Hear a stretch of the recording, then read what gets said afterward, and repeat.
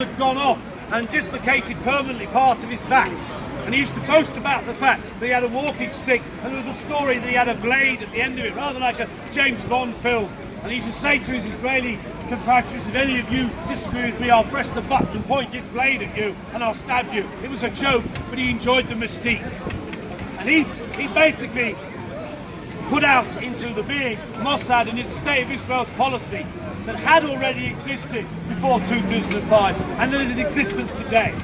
The State of Israel has consistently decided at the highest levels of government not to have a conventional war with any of its Arab neighbours, simply because they've probably got the good sense to know that the winners will inherit a radioactive wasteland and will die of unspeakable diseases that don't even have names for. What they have had instead has been a policy of targeted assassinations. And it's my pleasure to tell you some of these assassinations that the State of Israel has carried out. Around about 2008. And how are these assassinations carried out? Quite simply like this. Israel has embassies in every country in the world. Any Israeli citizen could go to the Israeli embassy, as I could go to the British embassy in Iraq, and you will be afforded your citizenship as a human being. Most of the time, many occasions, the individuals from Israel flying out of Israel are commandos and Mossad. There will be some leaving right now from the Tel Aviv airport to a country, probably in the Middle East or further afield. And their ambit is to seek out, target and kill enemies of the State of Israel. And the research that these people do is phenomenal. Their research is incredible. Not only will they train commandos in Arabic, if they decide that the leader of Hamas has got a flat in Beirut in Lebanon and they want to take him out, they will not only have their commandos learning Arabic, they will teach them the lingo and the accent that Arabs speak in Beirut. Because as any Arab will tell you, a Beiruti Arab will have a different accent from a Syrian or an Iraqi Arab, just as us English can know a Yorkshireman from a Liverpudlian from a Cockney. The skill and level of expertise is incredible. And what they will do is they will send in a commando force, maybe 10, 15 individuals. They did this in Iran in about 2008, maybe 2010. They decided after research, after commandos had gone into Iran, learned Farsi, mixed in with the community in Iran. There are 40,000 Jews that live in Iran, something Mr. Netanyahu should consider when he's always declaring war on Iran or wants a war on Iran. But nevertheless, they found out that the leader of the Iranian Guard, the head of the Iranian Revolutionary Guard, was also an expert in missile technology, possibly the leading man in Iran. They infiltrated the very headquarters of the Iranian Revolutionary Guard, placed bombs, detonated them, blew them up. They killed the general and also 15 people in the process.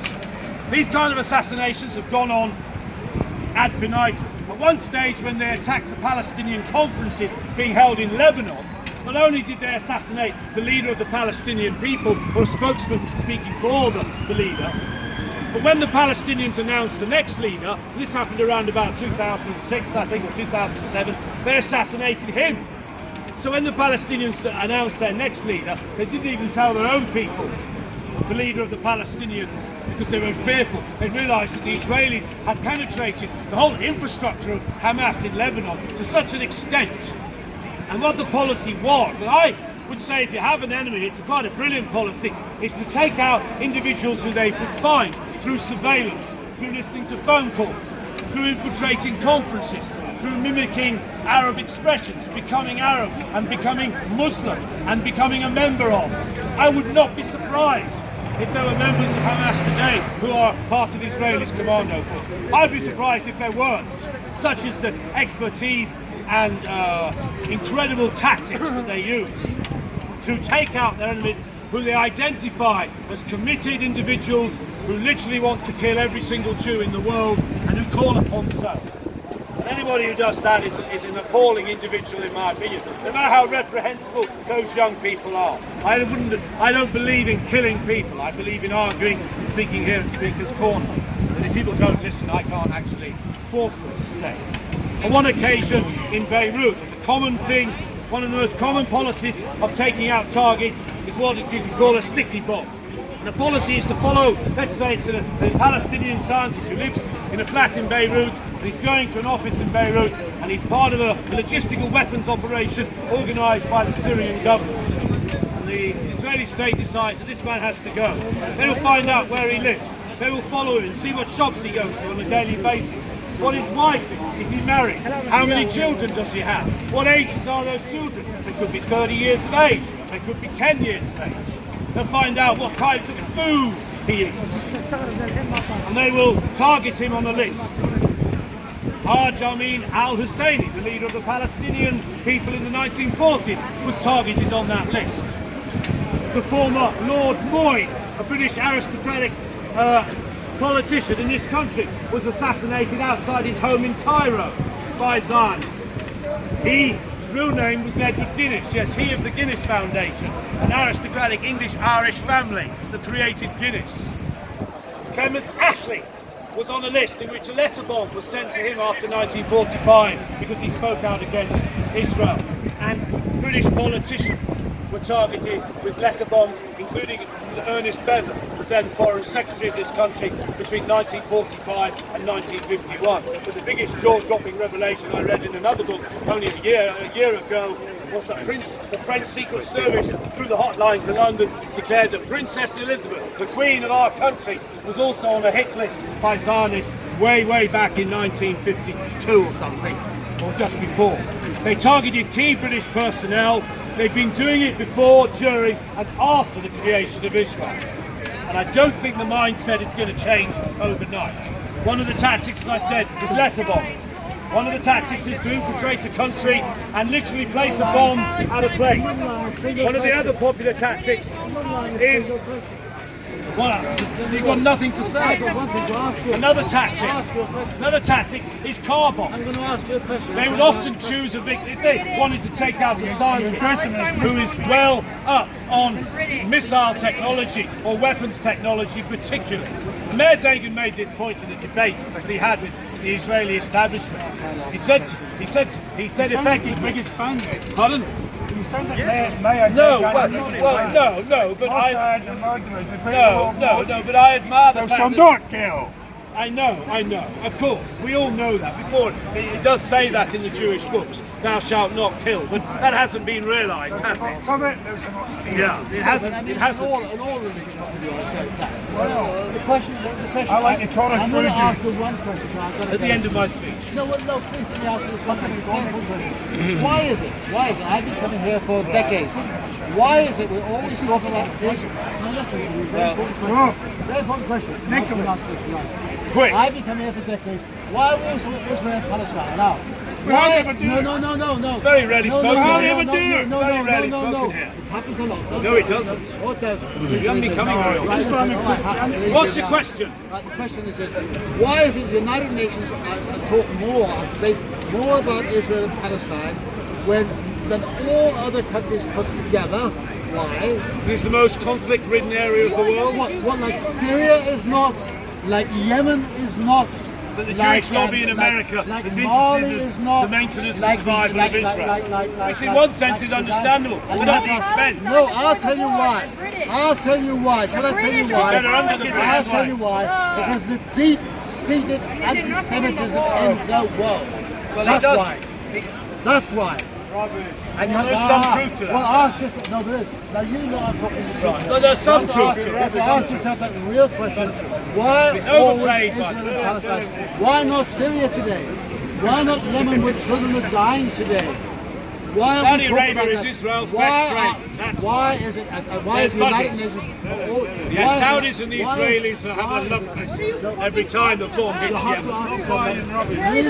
Well, you said what you wanted to say. It wasn't really a question. It's a damn Just important question. Just a whinge No, and all. why? It wasn't really anything of any. Right. So in order to take out Palestinian, why you don't speak about China? I don't speak about told you the progress answer. daffodil. You won't have that cooked. You're an idiot. Oh, he's not an idiot.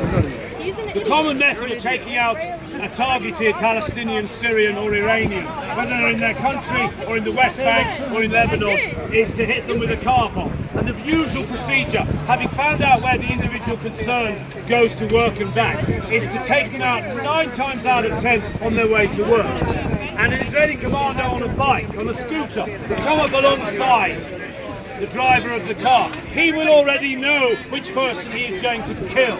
He will already know which seat the target is sitting in, whether he's driving the car, sitting in the front seat, or sitting on the left-hand side of the back or the right-hand side of the back, so that he positions his motorbike in the right place. And then slap a small sticky bomb with a short fuse on. He will accelerate away on his moped. In a matter of 5 seconds, the bomb will blow up.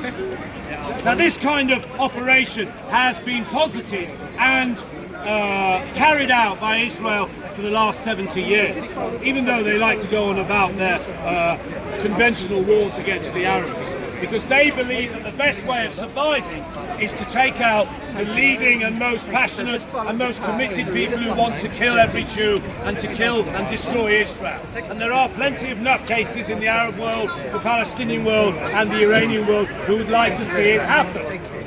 They are nutcases, and I think they're a mirror image of Mayor Dagon and Netanyahu. Do you know that? Israeli Arabs who fight in the military against Lebanon. They're citizens of Israel, and they do. However, another method, and the car bomb method has proved exceptionally valid and exceptionally useful to Mossad. Another method is what is called, I call a distracted bombing.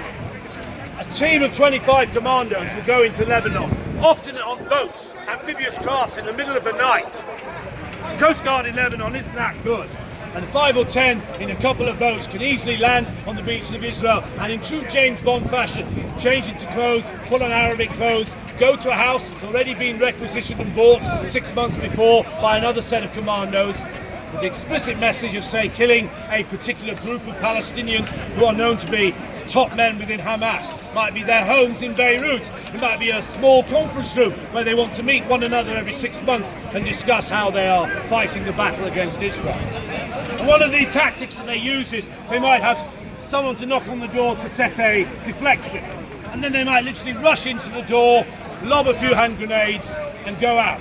Whilst at the same time another team of commandos on the other side of Beirut will be detonating bombs, except that they've detonated those bombs half an hour before the attack.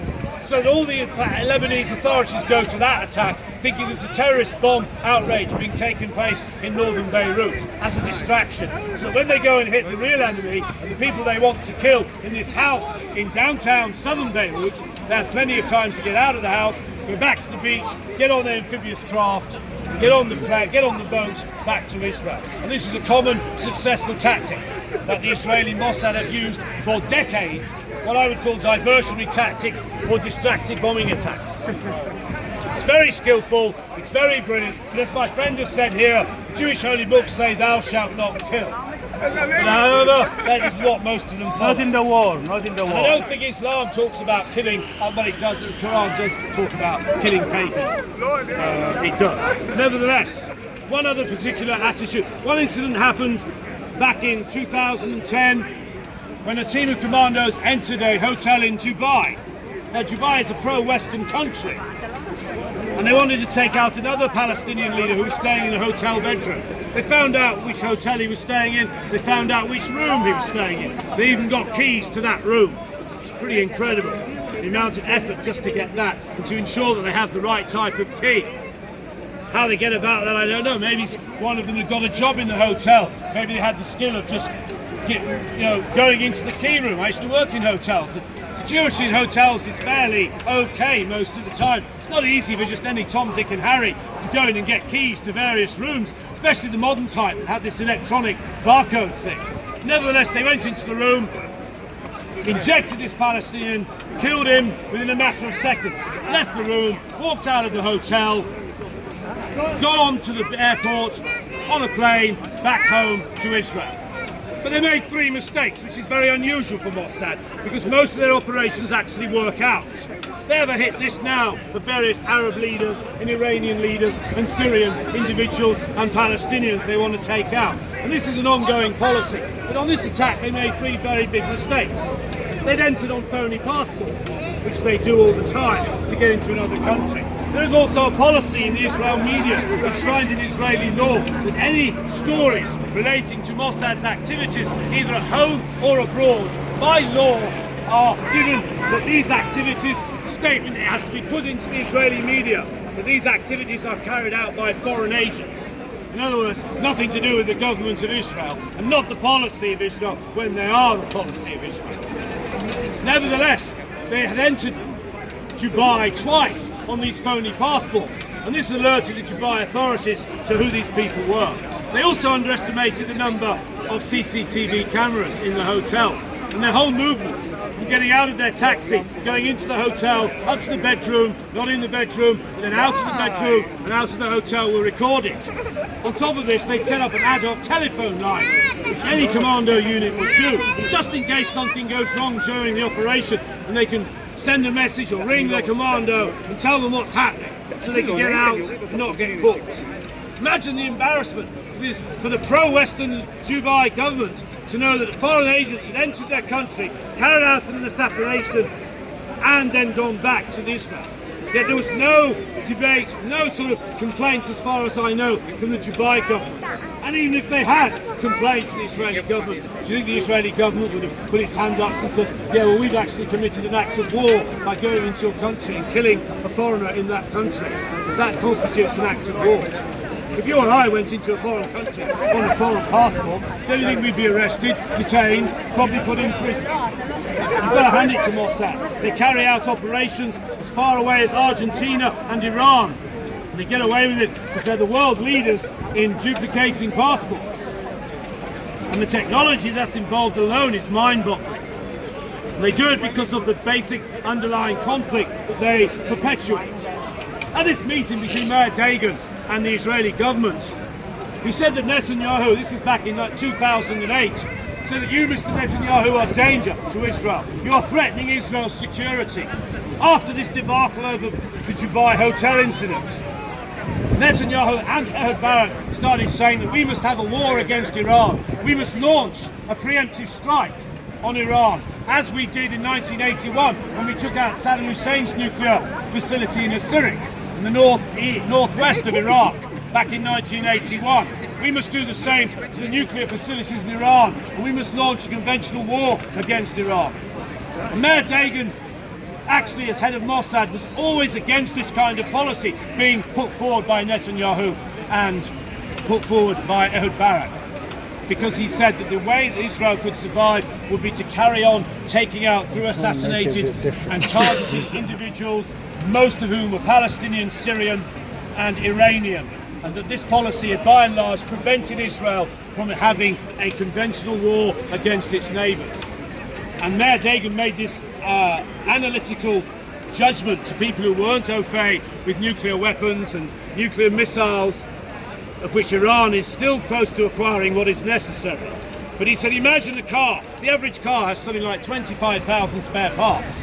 I didn't know that. I thought they would maybe have 1,000. Apparently they have 25,000. Obviously they're all welded together, most of them. But nevertheless they do. He said, if you take out 100 of these spare parts, no matter how good the car is, it won't work. And that was his philosophy. That was his mentality and his attitude. He was appointed by Ariel Sharon in 2003 to disable and disrupt Iran's nuclear weapons program. And he was saying that by our commandos going into Iran and killing the head of the Iranian army at their headquarters, the Revolutionary Guard's headquarters, we were disabling Iran's capacity to build nuclear weapons. And Iran for years has not been able to acquire all the materials it needs. And Iran has probably come up trumps as the most disliked country in the world. It's not just disliked in the West. The Chinese aren't too keen on Iran developing weapons, nuclear weapons, nor are the Russians. In fact, Iran really doesn't have any friends at all, although they wouldn't want to admit it. They have business links with Russia, but they're not bedfellows either religiously or politically. After all, Russian troops invaded Iran in 1914. So why would they have any empathy towards Russia at a sort of level of recent events? But at this time, the reason why Netanyahu and Obama disliked each other was because Obama said whilst he was president to Netanyahu, under no circumstances should you attack Iran and you should launch some conventional war against Iran.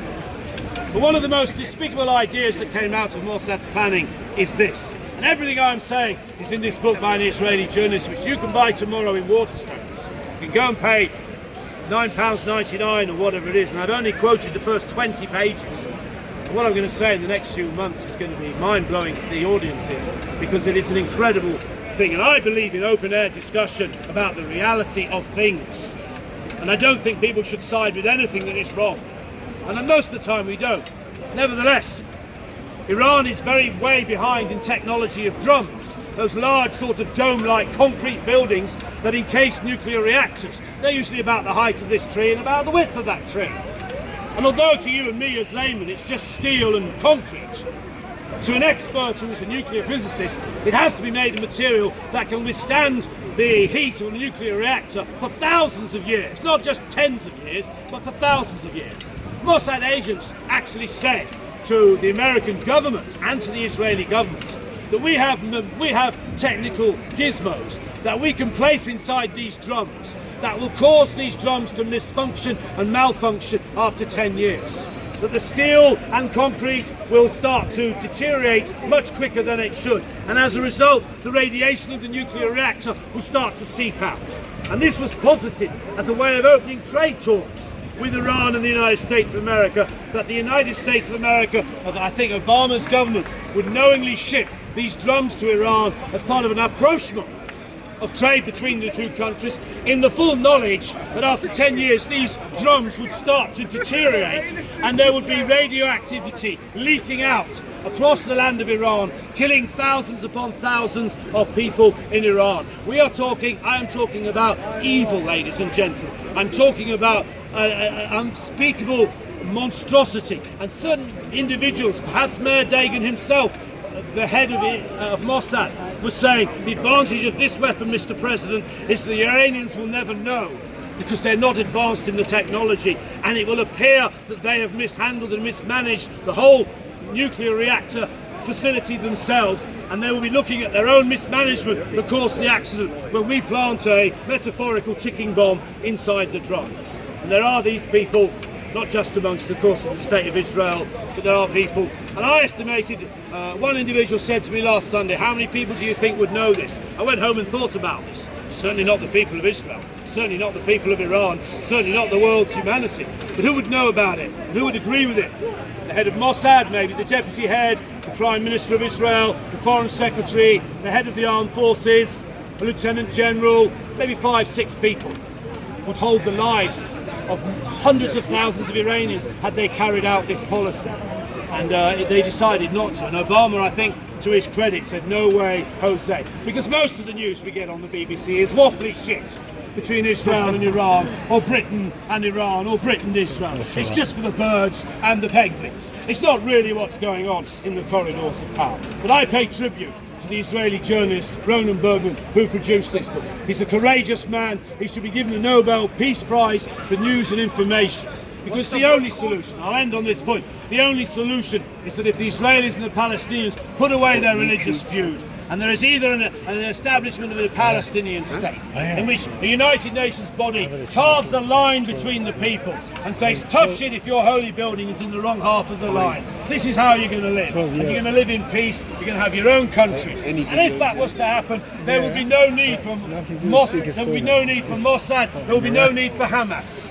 There would be no need for this senseless killing, murder, and mutual hate. Stick it up. Hey, what's the British when the war was going? The British were never there. Which war? Palestine was owned by Britain. Only from 1918. Got recorded. The Turks ran Palestine for hundreds of years. Which war? Well, then it became the State of Israel. That became the State of Israel. Some Jews got... Well, wars are a breakdown of debate. You know, wars are a breakdown of discussion where one group of people decide to kill another, or one group of people decide that they must rise up against another. Now, whether you believe that is right or not, I don't know that I'd have the opinion that I have had I been born a Palestinian. But I think whilst I'm here, born as an Englishman here in this country, I believe in debate and arguments. You couldn't have a public corner, a public speaker's corner in Riyadh or Tel Aviv, because you'd get arrested, tortured and murdered, probably both by the Saudis and the Israelis, whichever way you had it. They don't have that level of debate. At least I'm able to stand here, and at least Ronan Bergman has been able to publish his book. It is apparently a big seller in the United States. And if you're interested in this material, it'll blow you away, because every chapter is like a James Bond film. There's one incident. Gamal Nasser, the great hero of the Arab national state of Egypt, who was regarded as the champion of the Arab people when Egypt was officially at war with Israel until 1979, recruited German Nazi military scientists. There were dozens of German military scientists washing around the Mediterranean after the Second World War. They weren't all killed. The Nuremberg trials were a show trial. Most of the Nazis got away. Most of them went to live in South America, aided by that organisation of civility and morality, the Roman Catholic Church. And nevertheless, some Nazis stayed in Palestine. As I mentioned, Gottlieb Wagner a moment ago, a member of the German Knights Templar. True Christian in many ways. If you're a Jew, you're bound to feel that way about Christians and their history there. But some went to Egypt, and the Gamal Nasser recruited Nazis who were part and parcel of Egypt's missile bomb technology in the 1950s. I'll be talking at length about him in the next coming weeks, and also one of the most amazing stories in this book. Again, I can only remember it off the top of my head, but the state of Israel actually turned one of the most prominent military Nazis in the Third Reich to get him to work on Israel's nuclear weapons project, which was set up in the 1950s by French scientists at the Dimona complex in the Negev desert. And Israel goes on about Iran's nuclear weapons. Well, Israel has nuclear weapons and has had them for decades. What's the name of the book? To say anything that contributes towards this conflict. What's the name of that book? The name of the It's book. called Rise and Kill I First. read it last week. I didn't. But you must have read 600 pages in 1 week. That's quicker than I can read. Hey, what's the book called? Rise and Kill First. You can Google it and you'll see it. Yeah, but it wasn't that story. Are you admitting you're a Nazi? You don't have ears to listen. Didn't they, mate? No, I don't hate. If I said I hated Israel, I would say it. No, I don't. Are you stupid? To me, that's a stupid question. And I mean that. Both your questions show that you don't. I don't know.